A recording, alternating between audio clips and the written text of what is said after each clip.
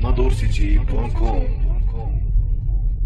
D'accord, je crois que c'est clair maintenant. Maintenant, on va passer pour un autre problème. De nombreux entrepreneurs et commerçants qui sont liés à l'Espagne par un lien professionnel nous sont plaints de la réduction de la durée visa à la demande de leur seconde ou troisième. Alors qu'ils ont eu une durée d'une année comme premier visa, mais maintenant, ils n'ont plus que 3 mois. Vous pouvez expliquer les raisons?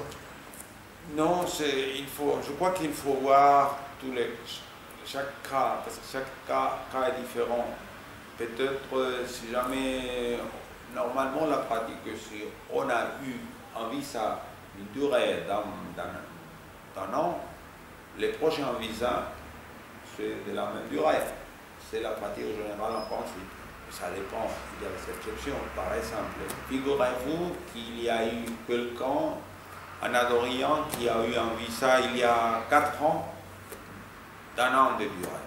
Puis, il présente son dossier et il voit qu'on ne va pas lui livrer que, disons, 3 mois.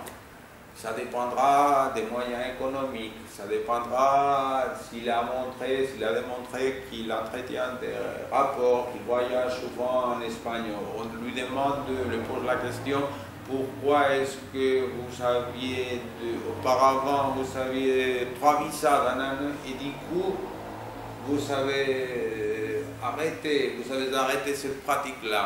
Quelles ont été les raisons?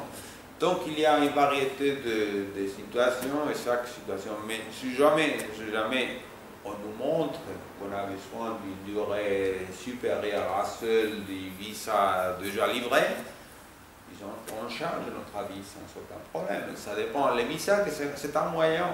C'est pas